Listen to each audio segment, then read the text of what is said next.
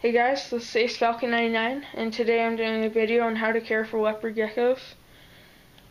They're really easy to take care of. They don't require really special care. They just need a simple, cheap setup. In the wild, they come from the Middle East, so like Afghanistan, India, Pakistan, around there. They're a desert species, so they like warm temperatures. Around 90 degrees is good for them. And they're nocturnal, so they spend most of their time in hides during the day, and then at night they come out to feed on insects. They're insectivores. They don't eat anything else. So let's start out with caging. They need a minimum of a 10-gallon long tank.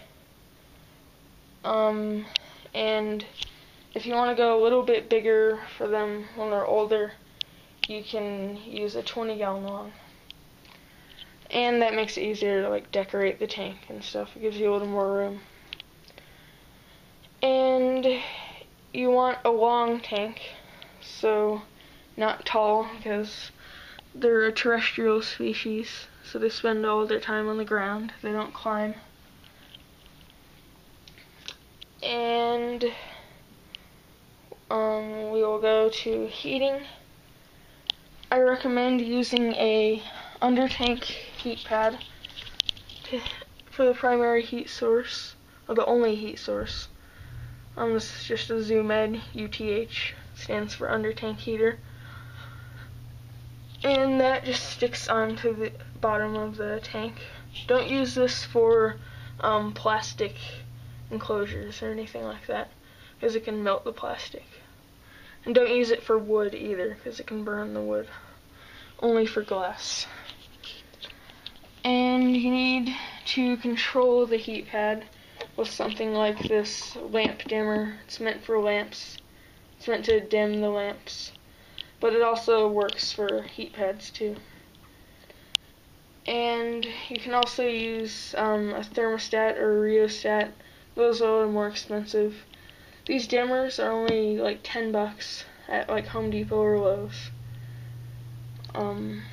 So yeah, I use this dimmer, and the heat pad plugs into the dimmer, and then I can put it down or up.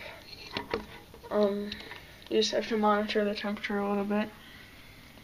And to monitor the temperature, I use this ZoomEd digital thermometer. It has a probe that goes inside the warm hide, so it can tell me what the temperature is inside the warm hide. And the warm hide is directly above the heat pad.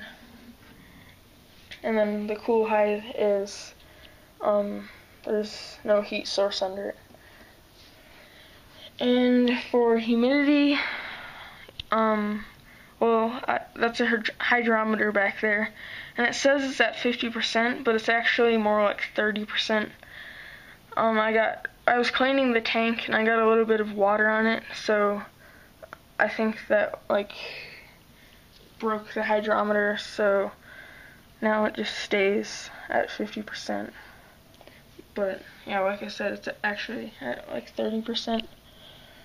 And you want the humidity to be about 10 to 30%, because like I said, they're a desert species, so they don't need high humidity. And yeah, you need a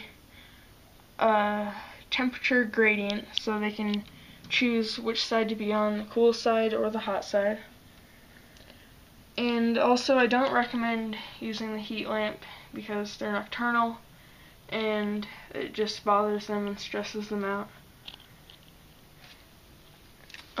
So yeah, you need a minimum of 2 hides. If you have like a 20-gallon long, you can use like 3, just to give them a little more. And for this cool hide over here, I have just folded up paper towel that I keep moist with just this Exoterra spray bottle.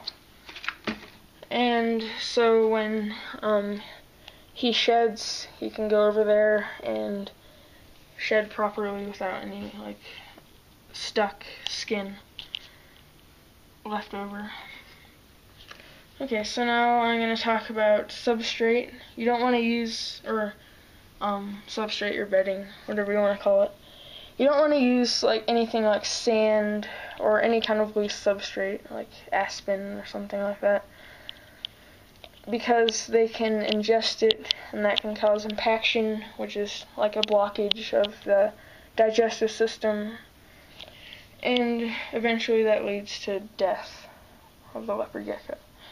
So you want to use a non-loose substrate like this reptile carpet, or you can use paper towels. Just line the bottom of the tank with paper towels.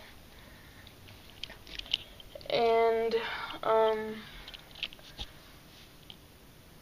yeah, so don't use a loose substrate because, like I said, that can cause impaction.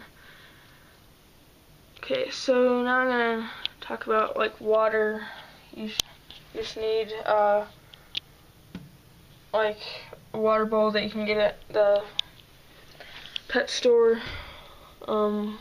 This is a combination of a hide and a water bowl, and you want to change the water daily. Just like wash it out with hot water or something like that. And you can just fill it up with this bottled water. Don't use tap water because it has chlorine, and that can eventually start to hurt the leopard gecko. And for food, I just use crickets in this container, or I cut out the top of the lid and I put metal screen. Don't use like plastic screen because they can actually eat through it. So always use metal. And you want very fine mesh. Don't use like a screen that has large holes because the small, really tiny crickets can actually get through there. I just taped it on with like duct tape. I did it on both sides. They need that ventilation or they'll die. I used to use mealworms, but my leopard gecko actually got sick of them, and I started feeding crickets again, and he likes them more. So I just use those, and I feed them Rapashi Bug Burger, which is a diet made for like feeder insects, and it's a source of water and food. And for a vitamin and calcium supplement for the leopard gecko, I use this Rapashi calcium and vitamin supplement. You can either dust the feeder insect with it, or you can just put it in a little bowl, and the leopard gecko will actually like lick it out of the bowl. So that's pretty much it. I'll probably do a separate video for like handling, and yeah, so that's it. Thanks for watching. I hope this helped anybody that was trying to decide if they wanted a leopard gecko and didn't know how to care for it, or if someone has a leopard gecko and they don't know how to care for it. Yeah, so thanks for watching. See ya.